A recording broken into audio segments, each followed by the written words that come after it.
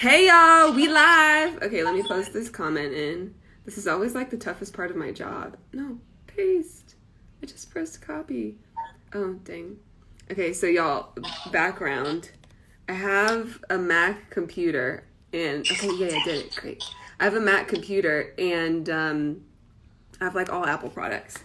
And the cool thing, one of the cool things about them is if you copy one thing of text on like a Mac computer, you can paste it to like any of your other devices. So like I can copy text on my Mac and paste it on here.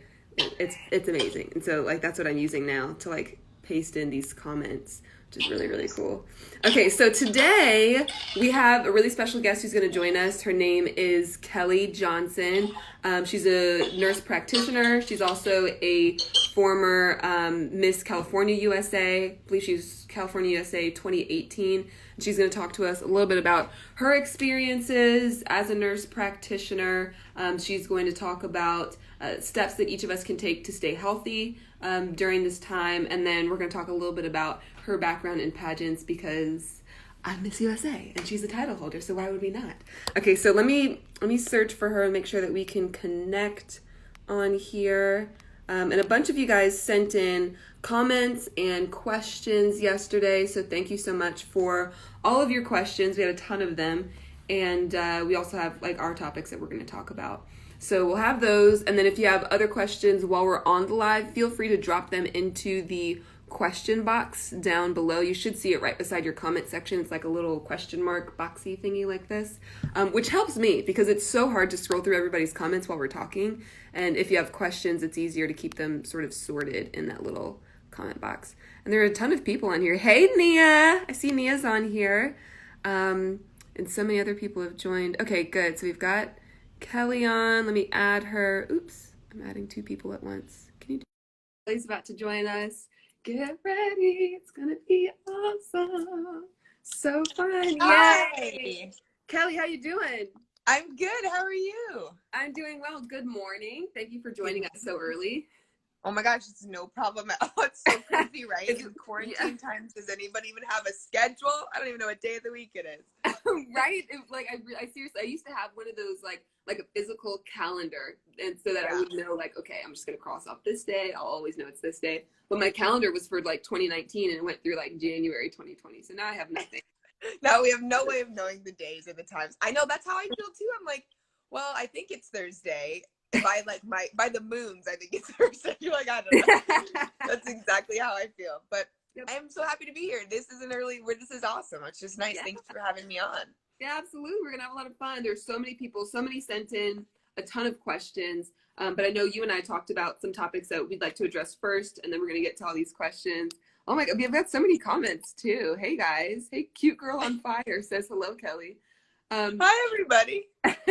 So one of the things we talked about was first some important things that all of us can do to stay safe. Because I mean, one of my concerns is I'm in New York City. I'm in sort of the epicenter of the pandemic outbreak, and I'm afraid to go outside. I don't know, like when I'm accepting packages, like how long do I keep them? Should I wash my hands like after I handle things?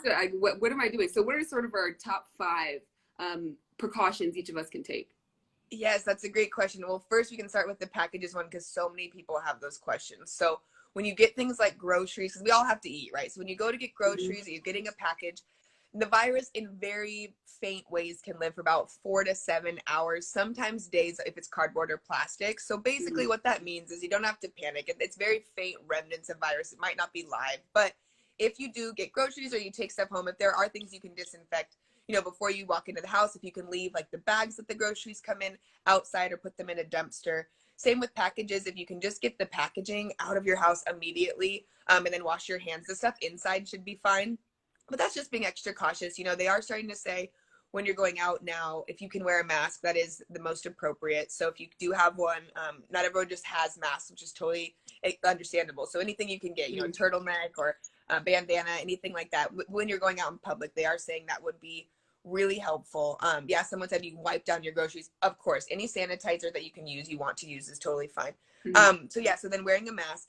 I think one that people don't really think of is if you don't have a mask and you've gone out into public, Of course, wash your hands and stuff, and leave your shoes by the door. That's another important one for sure. Don't bring your shoes, those new germs in, and wash your hands every time. Leave like sanitizer right by your door, and then you can just sanitize. But one people don't think of is if you've just gone out in public and you didn't have a mask, is if you can drink something warm. So that basically what happens is if the virus gets in your mouth and you can drink something hot, then you're sending it to your stomach, not into your respiratory system, into your lungs.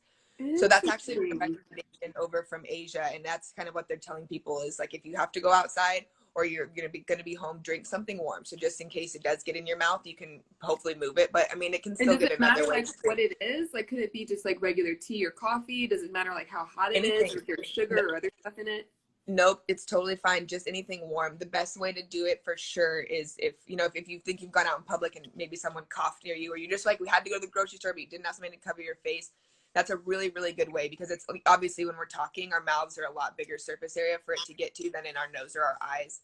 So that's another one. But wash your hands, keep sanitizer with you everywhere, and just remember everything you touch outside of your home is new germs. So if you touch your car handle, even if it's your car, wash your hands again, and just keep sanitizing. Keep it everywhere you can, and you should be good to go. But I think those are really nice. And leave your shoes by the door, and just wash.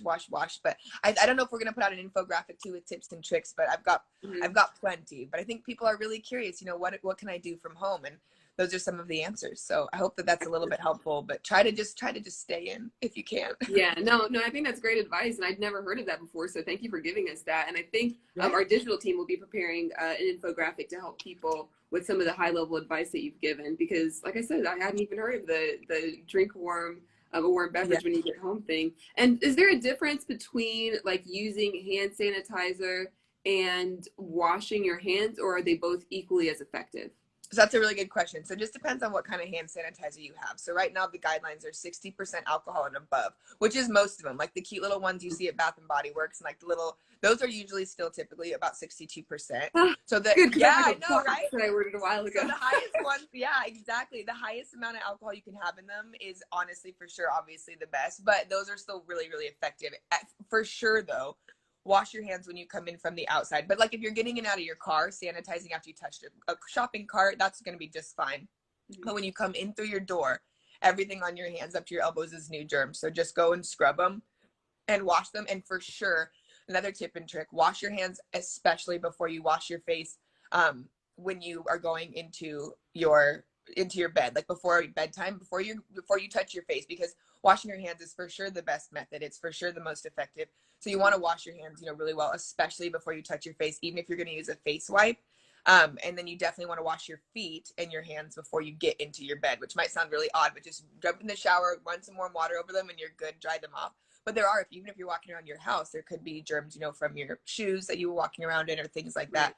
And then just feel cleaner too. But if we can, and showering too, just before you get into bed can be helpful also. Yeah, I need to be doing that. And Elise Sloan says that the warm beverage tip is amazing. First time hearing that. Same. That's incredible. I wish I'd heard that earlier.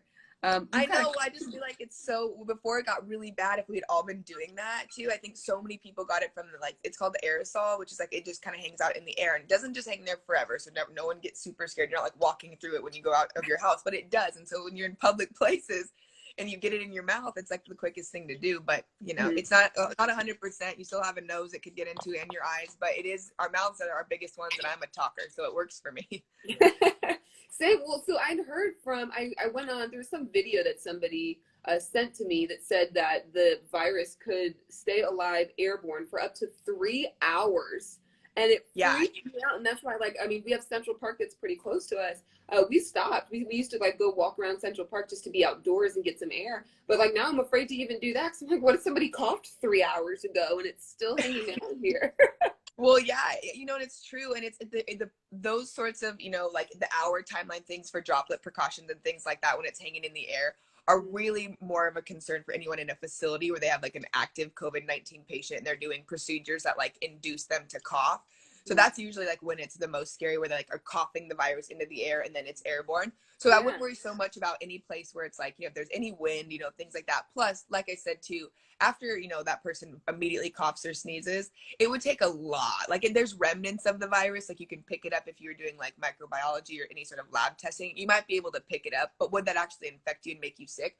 Probably not. So you don't need to worry super much. But yeah, if you're around someone who coughs or sneezes and you don't know them, that's when you need to just run, like just run, cover your face, wash your hands, drink some hot water, and hope, because at that point, that's why social distancing though is so important. Is like, the really big problems are when those direct droplets out of their mouth or face that have the virus come in contact with you. But yeah, Okay. it's always good to just stay It's such home. a relief to hear that, because that Yeah, really freaked me out, and I really have been so afraid to even go outside.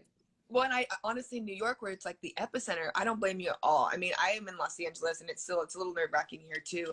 I don't blame you, but yeah, just for like general medicine though, that would be really rare for that to happen. But I mean, it probably still could, but it's just really rare. But if you're around someone who in that last hour to 3 hours has coughed or sneezed around you, and you're in an area without wind or the environment to help push that virus along, that's a little bit more unsettling. So yeah, that's why like grocery stores and stuff, we're just trying to order things instead. Yeah. Okay. Oh my God. I feel so much better now. Carm Fuentes on here says, referring back to your drinking warm beverages, piece of advice. She says, what about gargling with salt and warm water? Yeah, always a good option. So that's like what we tell people to do when they have sore throats, because it just clears all of that bacteria out. Also, if you wake up with a sore throat too, you can absolutely gargle with warm water and salt. That's awesome. You can absolutely do that. You can also, this is going to sound kind of gross, but it's also just true. If you feel like you've got stuff in the back of your throat, this is not the time to be ladylike. This is the time to get it out by whatever means. If you need to cough, if you need to hawk it up, sorry, kind of gross, but honestly, getting anything that's stuck in there from the nighttime, that's what usually makes us sick. So just get it out, and it's like no big deal. But it's like not the time to be proper. It's the time to be safe. So absolutely anything in the back of your throat that you want to use, you can use. Gotcha. So what are things that people can do to support healthcare workers right now? Because I know there are a lot of people who are really concerned about you and other people who are sort of similarly positioned. What can we do to help? Yes, that's a great question. I'm so glad you asked that. So there's a lot of different ways that you can help right now. So a lot of the funds, so like I personally, one of my favorites is American Red Cross, because I know that those funds go directly to relief efforts. So you can absolutely donate if you have the means or would like to donate monetarily. That's a great one. Feeding America is also helping feed all of our food banks, which isn't necessarily healthcare providers, but they're doing incredible work. We also, so right now there's obviously a lot of discussion about, this protective equipment for healthcare providers. The best way to kind of support that mission is to find somebody who's being able to create them or to send them and help them support their PPE efforts. Right now, we have a lot of hospitals that we aren't allowed to just donate stuff to, as you would hope, because there's still liability concerns. So we're trying to send masks and things like that to other healthcare providers as that comes, and that someone has to pay for that shipping. So donating to people who are doing that is really awesome way. There are also a lot of our healthcare providers right now. They need some assistance with just like eating and just with coffee and stuff like that. And there are plenty, and I can send you all these links too. There are plenty like Feed the Heroes, things like that, that are these awesome companies and organizations now that have switched from whatever it was, they were doing before COVID to now donating gift cards and bringing food and coffee, and you can just donate directly to them, and they're bringing them all directly to healthcare providers in your area. Gotcha. So you can search that by location and things like that. But yeah, anyways to just help with the support. And then also, of course, by staying home, it really truly does help with slowing the spread. And we don't want our healthcare providers to be pushed so far to the max that our facilities become at capacity. So it's really, I think there are a lot of people who don't understand that, who are like, I pose no danger to people, and don't understand that even if you contract the virus, you can be asymptomatic, and that the whole point of staying home is so that we do not overwhelm healthcare workers, because there are only so many beds, there are only so many ventilators available to people. So can you talk a little bit about that, and like how just help people to better understand, like why are we asking you to sit back home and practice social distancing? Absolutely. Yeah. I mean, honestly, it's so important. So basically when one person who may be what we call asymptomatic, which means they're not showing any signs of shortness of breath or fever, dry cough, which are the three main symptoms we see with COVID patients right now. Even if we're seeing people that don't have any sort of symptoms whatsoever, but then are testing positive, which means that they can still infect other people. So the asymptomatic people, who are the ones that are saying, I'm fine, I'm not at risk. Well, you might be, and you might not know, because unless you've had 2 COVID tests in 48 hours to know if you're positive or not, there's no way for you to know that. So it's not really about how we feel anymore. It's about the fact that our bodies can carry viruses without us knowing, and we can infect others without us knowing. So by staying home, you might have it, but you're not getting anyone else sick. And the problem is, if we go out And everybody who thinks, well, I can't spread it, or I don't have it yet, or maybe is infected but isn't going to get symptoms for another day or two, where they can really know to stay home. When we go out and we talk to other people, or we aren't social distancing, or we're in groups, or even if it's like you go visit grandma for dinner, but then, you were asymptomatic, now grandma has it. Well, the problem with all of that is then those people who are really either immunocompromised, older, or, and honestly, people think too, when you say comorbidities, that means that you must be super old and have all these problems. That's not necessarily true. We have a lot of people in their 30s and 40s who are diabetic, or who are obese, or who have hypertension or cancer. And these are all things that aren't, old people diseases. They're people diseases. And so when you have people that have those and then you go and infect them, the problem is when people can't just recover, from COVID at home, they have to go to the hospital. Well, shoot, eventually we're going to fill all those hospital beds, and we're going to have all of our ventilators filled with people who need them to literally help them breathe, because the virus is so serious they can't breathe anymore. Well, if we run out of ventilators, we have to make decisions at that point of who gets one or not. And no healthcare provider or family member deserves that. And that's why we have a societal contract to do everything we can to stay home for those people, because if we overwhelm our healthcare facilities, we'll have to start choosing, like they did in Italy and in Spain and in China, who gets what ventilator. And that's just not a decision. So scary. No one deserves to have to make that call. Absolutely. And we just want everybody who will get this, because that's inevitable. We have to be real about how many people will get COVID. We want it to be slowed in the spread, so that when we have people who are getting it, that they're not overwhelming the healthcare facilities, that everybody kind of has their own time to have healthcare. Because if we all go at once, because we're all super sick, decisions that should never have to be made about people's lives will have to be made. And that's just the reality. And it's an uncomfortable reality, but if we all just do our parts, we might be able to make that not so true. Yeah. And now one thing that you said we were talking about yesterday was the availability of masks. You actually have access to masks that you can donate to people, right? And yes, not just like healthcare professionals. Yes, and that is such a good point to bring up too. So we have so many people across America. I'm sure everyone has seen it on their social media. They're trying to make masks, right? So you can make them at home. People are sewing masks. It's so awesome. And my, I do. I'm an ambassador for a company called Cherokee Uniforms, and we have made a ton with our antimicrobial fabric, which is what we make our scrubs out of. And we're just sending them to people. So more people are more than welcome to reach out to me. But we're basically trying to get them in the hands of healthcare providers first, if they can take masks in, obviously.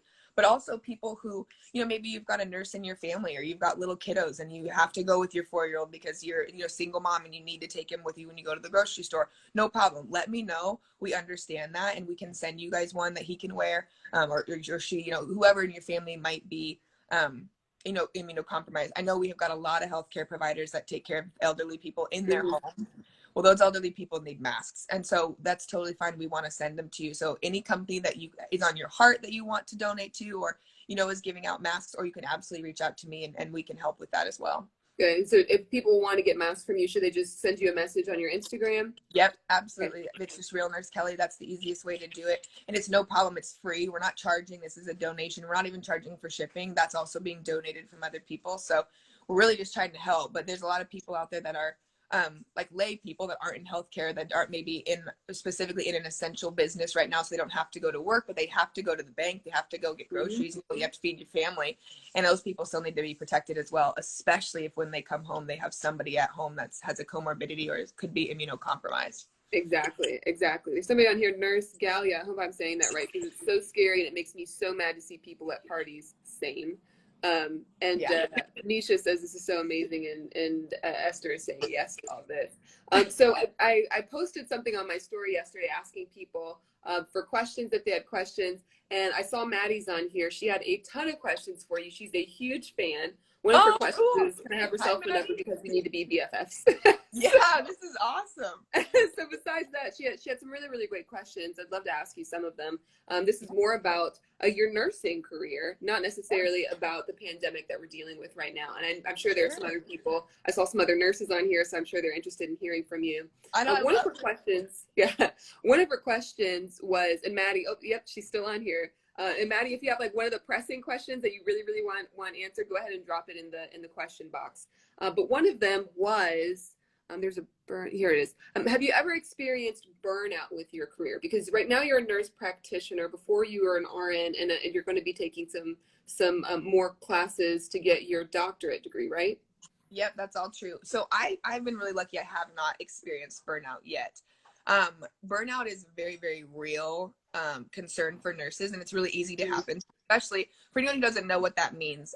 It basically means that you've been in nursing either a really, really long time, or you've been on a unit that maybe is really stressful, or kind of just, you've just been too spread thin at that point. So when they talk about nurses getting burnout, it's nurses that it really, unfortunately, you know, feel the need to leave the profession or to take a break or something like that, because they've just been so spread thin. And it's no need to sugarcoat it. Nursing is really, really difficult. There's so many shifts, you know, for 12 hours, 14 hours, even longer, that you go without eating or using the restroom or, you know, communicating with anyone from your family, and you miss things all the time. It's not an easy job. And so it's easy for burnout to happen if you can't take care of yourself, if you can't lighten your load, or if you feel, you know, super spread thin. So I'm really lucky that that has not happened to me. I haven't experienced that. I think part of that, though, is I went from registered nursing for 2 years to starting my nurse practitioner, and now I'll start with my licensure for nurse practitioner in May. So for me, I've just been kind of going from, you know, thing to thing and staying in school and facility to facility. So I haven't had to, you know, sit in one specific spot for so long that it could possibly, you know, drive me to that point. But it's a very real thing, and it's not, not ideal. But no, luckily I haven't, and I'm work really hard to try to help other nurses not feel that the same way. Because when that does happen, it's usually kind of a malfunction within leadership, and sometimes it's not even on purpose, but it's just people need breaks. They need to have safe staffing ratios. They need to make sure that they're feeling encouraged and equipped when they're at work. And I don't know what will happen from COVID, because I don't think people are feeling necessarily that way overall in healthcare right now. But the point is that we're still coming together, we're still doing our jobs, and we need more nurses in this country. So hopefully that's not a deterrent, but we're really working to change that. So Oh, that's good. I'm glad to hear that. I mean, because I was looking on TikTok the other day, and tell me how overwhelming this would be for you. One of the, like, there's a nurse on TikTok who was saying that there was like one nurse for like 26 patients at this particular hospital. How overwhelming is that? Oh like, my gosh. What would be like a good number to have? Yeah, well, I can't even imagine. So as a nurse practitioner, the most I've ever taken in one day is 30 patients, right? So I see everybody for about 15 to 20 minutes, every single patient. That's not everybody at once. They have their own time slots. And I still, after seeing 30 a day, I'm like, I can't breathe. However, a registered nurse that's doing bedside nursing in like an ICU or in a hospital, you normally have, it's usually the ICU ratio is usually one nurse for 2 patients. And that's like standard. And you can't have more than that, or else it's a liability, because these people are very critical. For any to have 26 people in a hospital, I've heard about it too. I know friends that have had that. There's absolutely no way to provide safe care at that point. There's just no way. You're going to, of course, do their absolute best, and they're better off with that nurse than without one. But there's no way for that nurse to feel comfortable taking care. There's no way for each person to have their proper care that they need in 12 hours. I mean, how do you do it, right? Because people need medications. They need to be, some need transfers. They need diagnostics. You need to draw blood. Sometimes they need help, you know, using the restroom or whatever it may be. They've got to eat. Then you've got to check on them. You have to do rechecks. You have to chart. And for 26 people, I mean, that's like, I know, it's so crazy. The most I ever had in a hospital was 8, and it was on a med surg unit. And even that, I think that those standards have even been changed, because that's insane. Even just 8 people. I can't imagine. And the thing is, they're just trying to do the best they can, right? These nurses just like put on their scrubs and put on their masks, and they just go to fight this battle every day, doing the best that they can. But that's the problem, is there's no way for them to be at the top of their practice and the top of their game, because there's just too many people. It's impossible. Yeah, exactly. Nurse Gala's on here again. She says 100% getting to sit down and eat, especially right now, is so incredible. And I couldn't imagine. I can't even remember 26 new names in a day. I couldn't imagine having to remember, you know, what medications they've been using, and how their care is going. There's somebody on here, Sydney Bridges, who has a really good question. Sydney says, how are you healthcare workers bonding together during this time?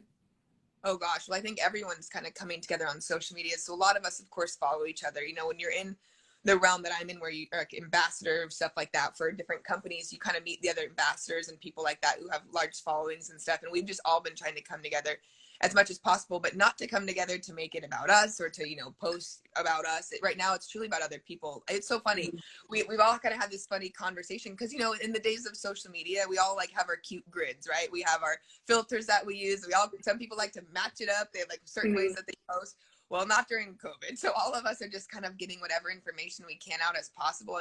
And we're coming together, I think, through that. You know, when you have a nurse that calls you and they just had a 12-hour shift and they're sobbing and they just need to hear your voice, you need to tell them it's going to be okay. That's all that they need in that moment. You know, it's like we've all been this is just like going through hell and back. And so the nurses just need support, and they just need love, and we can provide that to each other because we are all going through the same thing.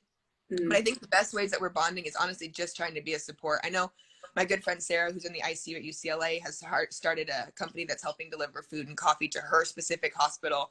I'm working really hard on trying to give people opportunities to donate blood still to kind of relieve some of our transfusions and our phlebotomists. We're all just trying in different ways, but that's what's bringing us together, is that we're all fighting for people to truly be able to help from home. And that's what we need right now more than ever. Gotcha. I'm glad to hear that. And Sydney says, yes, it's so important. Support has to be everything. Maddie had another really good question. She says, why did you choose NP over MD? And so I'm guessing that means nurse practitioner over medical doctor. Is that what MD means? Yep. I got it right. Good job. Yes. No, Thank you. So good. Well, I became a registered nurse. Nursing was just always something I always wanted to do from when I was really, really little. We lost my dad to cancer when I was 4, and we just had really awesome nursing care. And when we were in hospitals, the nurses were the ones that were so kind to me and my sisters, and we just loved them. And so I always knew I wanted to be a nurse.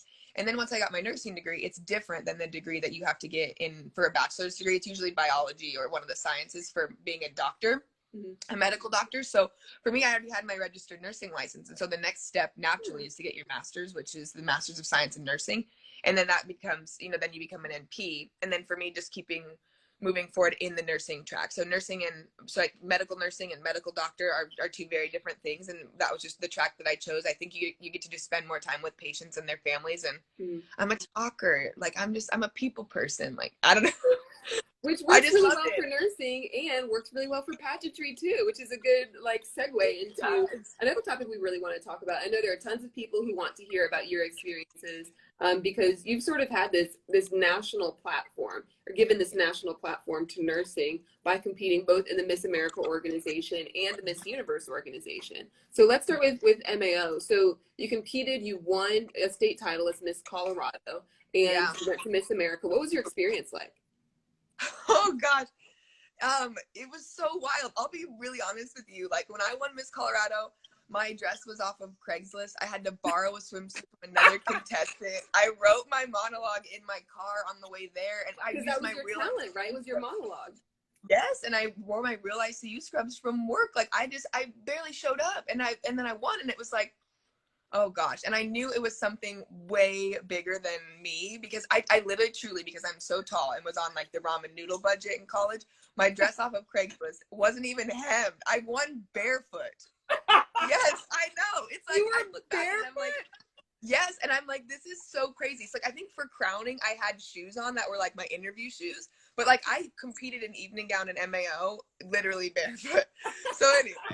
So that was how that went. But I remember on preliminary night, no one from my family showed up because we didn't do pageants growing up. Like, I was just doing this for the scholarship money. So no one came preliminary. They're like, we'll come for finals. And we didn't know. I didn't even know like what it all meant. And my family didn't either. So they weren't trying to like not be supportive. They just truly didn't understand.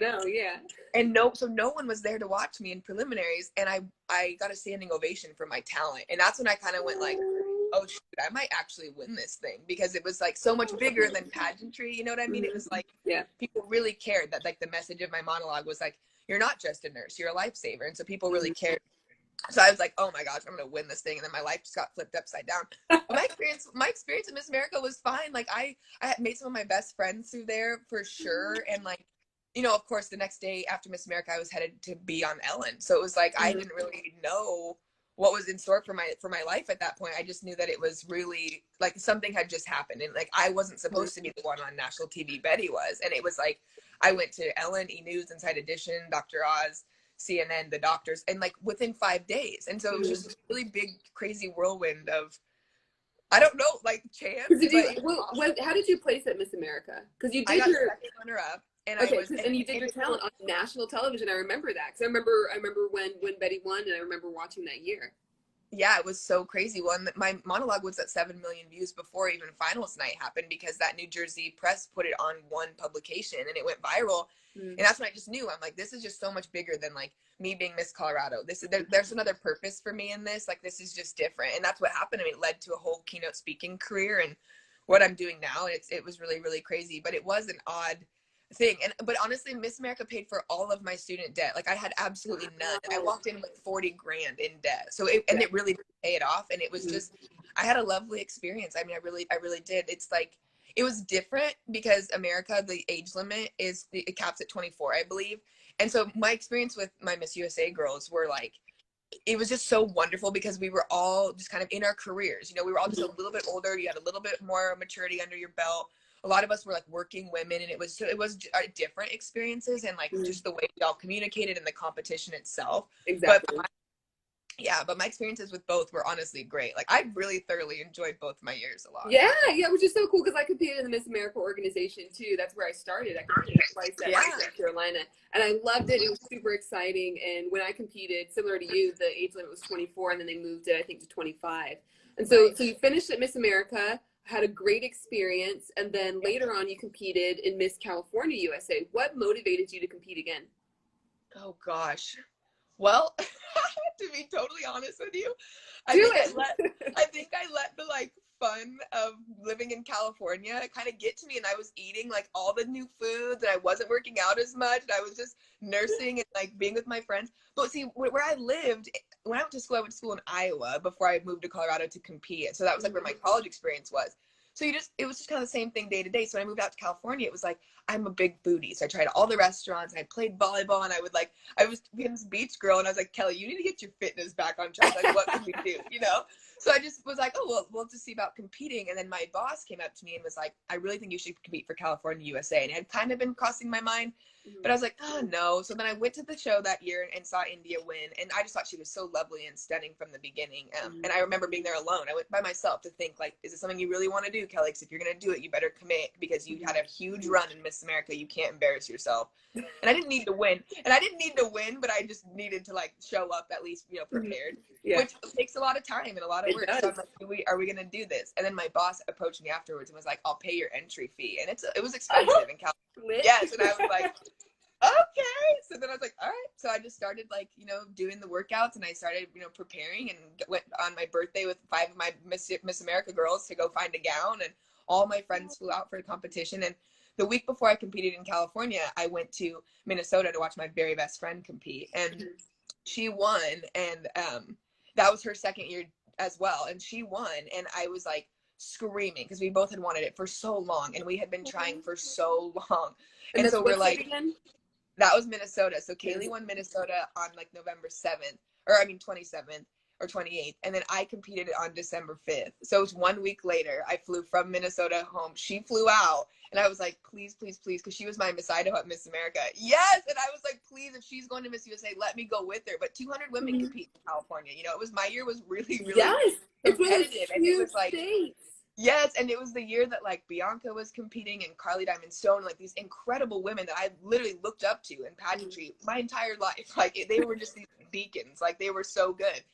And then it was just crazy. I won, and I remember like Kaylee came up on the stage, and we both just sobbed and like screamed, and it was just really crazy, because it was like our dream was to go together, and then that finally had happened. But like, what are the chances? You know, like she had to beat 40 women. There was a ton in my state too, and it was like, it was just fake, because it was really, and anyone could have won. Like, I think there are so many people who compete both in the Miss Universe organization and the Miss America organization who compete a number of times before winning their state titles. And you won Colorado and California, this huge state, on your first try both times. I know. Believe me, it sounds really crazy to me too. And I remember thinking, like, as we were going through the competition, like, there's no way. Like, I remember helping Carly with her dress on finals night. And like, I remember like standing there holding Bianca's hands, just thinking like, this has got to be her. Like, she's gorgeous and stunning, and like, she's Miss Malibu. Like, of course and then it was just me, and it was just really crazy. Honestly, though, I think it's like, it's all about just timing, you know, because any one of the top 20 of that whole year could have been an incredible Miss California. So it's just about people's timing, and, you know, about people's paths. And I try to tell people that too in pageantry. Like, one of my very best friends, Maggie, competed a lot, and got really close, first runner up in a couple of times, and it's hard. It's really hard for people, you know. And it's so first runner up twice. And I know, right? And she's like so lovely and awesome, and I'm like, this is not a reflection of you. Like, this is just people's timing and people's paths. You know, it's like, what competing in pageantry is such a funny game because any day, different day, you know, it really truly could be anybody. So it's just people's timing. It's just their paths. And I think that's totally okay. But I'm so glad my path was to be Miss California USA because that was one of the most fun years of my whole life. It was awesome. Yeah, that is incredible. And so Maddie says first runner up is the worst. Yeah, like, so when I competed the second time at North Carolina in the Miss America organization, I was first runner up. And I gotta tell you, it is not fun to be first runner up. Like, at least in my experience, it wasn't. And I remember telling my mom after that, I was like, I would rather not make top 5 than be first runner up. Well, it's so true. I remember at Miss America when I got second runner up, which isn't first, but I remember thinking that night, like, first of all, I got to compete in every single category of competition on national TV and my debt was paid off. And I didn't like have to feel those feelings of not being on the live telecast. Like, I got to do everything and I still felt like the worst, most ungrateful kind of selfish version of myself that night. Like, well, how did I get so close and not win? Like, why not me? And then it was just like, obviously, you know, hindsight's 2020, and that year was so amazing for me anyway. Like, it had to be exactly the way it was because I had other things to take care of in nursing. And so now it's like, you know, but it's really hard to not have those feelings. It takes a lot of kind of self-reflection and trust in like your plan for that kind of stuff to be okay, because it is a disappointment and it's never fun. But we do it. We keep competing, don't we? Yeah, exactly. You just keep going. Exactly. But I think you're right in that, like, when you compete, if you don't win, or if you do win, there's so many like other things and other lessons that you learn and skills that you sharpen. And I think Misha has a great question. She says, how does pageantry prepare you both for what you're doing now? And I think it just goes back to a lot of the personal development that happens in pageants. Like, I mean, competing in swimsuit or like answering on stage question, for example, was important for me because I'm an attorney. If I'm walking into a courtroom, there's stuff that's going to happen and I can't predict all of it. So there's a certain level of like being able to think on your feet that is required of my profession. And I think competing in pageants helped with that. And even now, like, it's so funny. I was telling somebody, actually, I think I was tweeting on Twitter by myself. And I remember asking, I was like, how do you stay in shape when you don't have a pageant coming up? Because you don't. I think that's like the main motivator for me was like, oh God, I got to be in swimsuit. Let me make sure I eat right.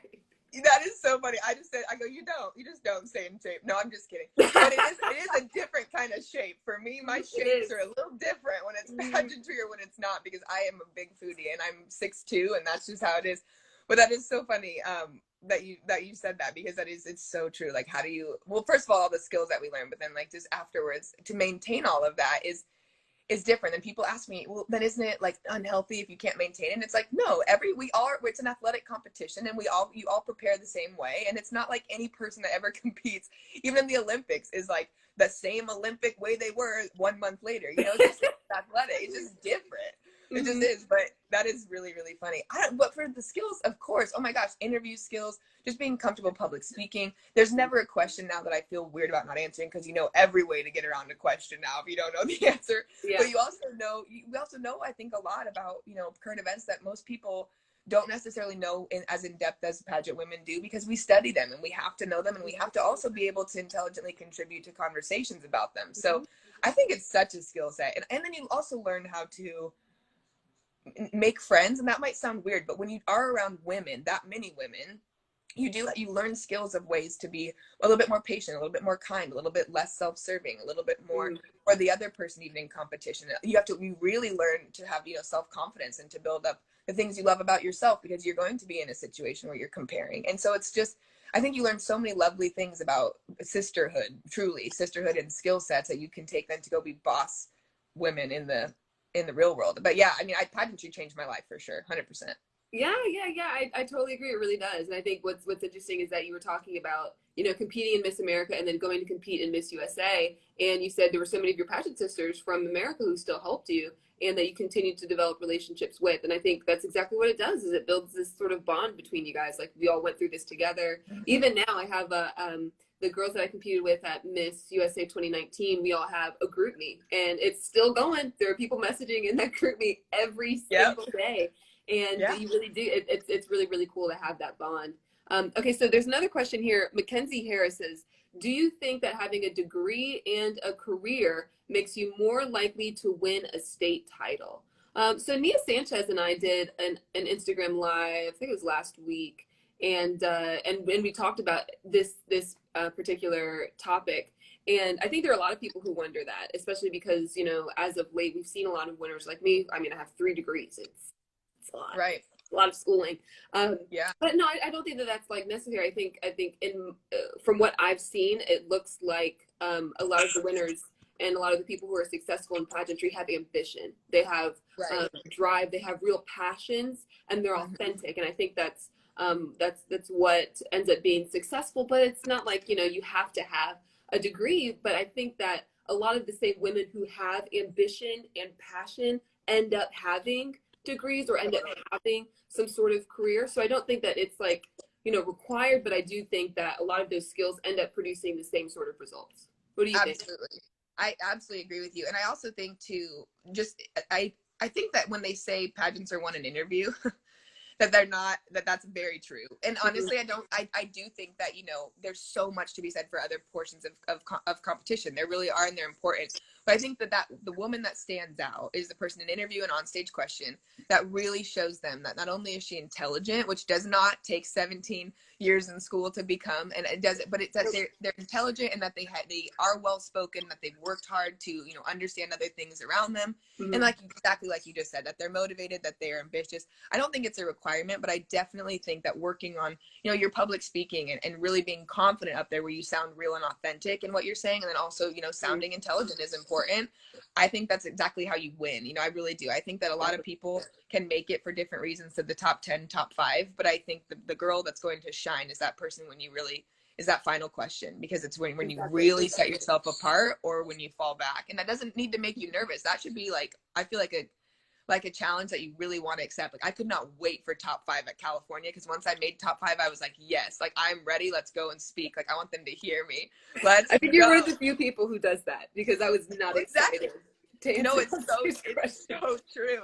It's so true. And that's why I always just say, like, prepare to the point of no return. Like, prepare so much in interview and for onstage question that no matter what you get, even if it's something you've never heard, that you still have an answer that's not rehearsed. That's not what I'm saying, but that you have an answer for everything that could still be a winning answer. And I just prepared like you couldn't believe, like way more than I probably needed to. But I just loved it. I loved that part, because I thought if I get there, I'm going to go take it. Like, I'm going to go snatch the crown if I get to top 5, because I worked way too hard, you know? But exactly. Well, and obviously it ends up working out well. I mean, you have these 2 state titles. You did well at both national competitions. So clearly you did something right. Well, thanks. You know, I remember being in I remember having those 2 minutes at California for interview, and that felt like a flash. And so I just took every single second of those 2 minutes to take every single opportunity to flip what they were saying into what I wanted them to hear. So if they said, Kelley, what's your favorite utensil? Well, it's a spoon, but here, let me tell you why I'd be a great Miss California USA. Here's what I'm working on. Here's what I've done. Here's what I have plans for the future. Here's what I've done in school. Here are my projects I want to work on. And it was like, I didn't let them control the conversation, even though I wanted, because there were things I needed them to know if I really wanted to take it. And I think people like that kind of confidence. No, yeah, I think they do. And I think even more than just confidence, I think people love authenticity. And I think that, you know, people who have been viewing this live can see that from you. And I'm sure your judges were able to see that too. So before we end, number 1, how can people contact you? Do you want them to just, you know, message you with questions on your Instagram still?